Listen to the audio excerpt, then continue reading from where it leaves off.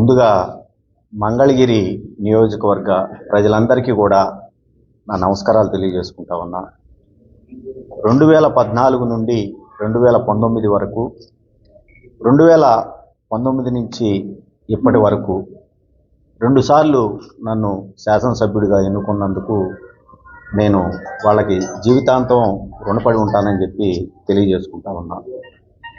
ఈ 2 పర్యాయాలు ఎమ్మెల్యేగా నన్ను మంగళగిరి నియోజకవర్గ ప్రజలు గెలిపించుకున్న తర్వాత ఈ 2 సార్లు కూడా అంటే సుమారు 9.5 సంవత్సరాల కాలంలో నీతి నిజాయితీలతోటి ధర్మంగా ఒక శాసనసభ్యుడు ప్రజాస్వామ్యంలో తను గెలిపించినటువంటి ప్రజలకి ఏ విధంగా అండగా నిలబడాలి, వాళ్ళ సమస్యలు తీర్చడంలో ఏ విధంగా పనిచేయాలి అనే దానికి నేను పూర్తిగా కట్టుబడి పనిచేశాననేది అందరికీ తెలిసినటువంటి విషయం. అవకాశం కల్పించినందుకు మరొకసారి ధన్యవాదాలు తెలియజేసుకుంటూ, ఒకవైపు బాధగా ఉన్నప్పటికీ కూడా కఠినమైనటువంటి నిర్ణయం నేను తీసుకోవాలనిపించి తీసుకుంటా ఉన్నాను. 2 నిర్ణయాలు. ఒకటి, నేను మంగళగిరి సభ్యత్వానికి నేను ఈ రోజున రాజీనామా చేయటం జరిగింది.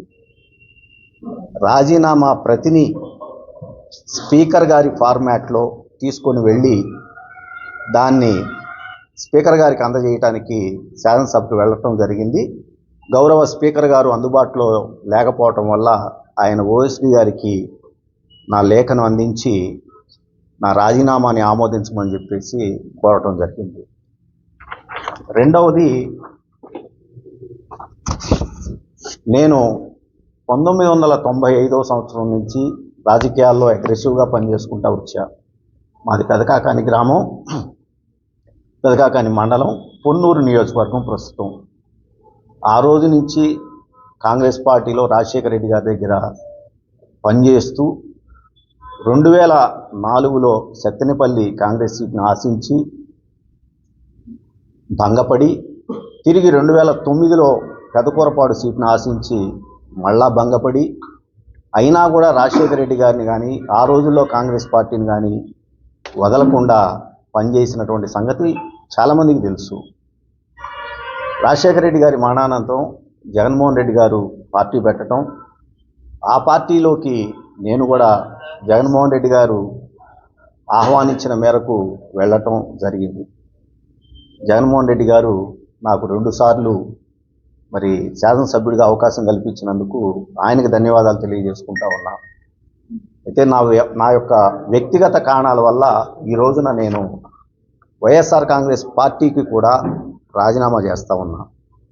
అంటే ఈ రోజున నేను నా శాసనసభ సభ్యత్వానికి, అదేవిధంగా వైఎస్ఆర్ కాంగ్రెస్ పార్టీకి కూడా రాజీనామా చేస్తూ ఇన్నాళ్ళు నాకు అవకాశం కల్పించినటువంటి జగన్మోహన్ రెడ్డి గారికి ధన్యవాదాలు తెలియజేసుకుంటాను. అదే ఇప్పటికే అసలు అలాంటి ఆలోచనలు ఇవ్వండి, అలాంటి ఆలోచనలు అవి ఇప్పుడల్లా చెప్పలేదు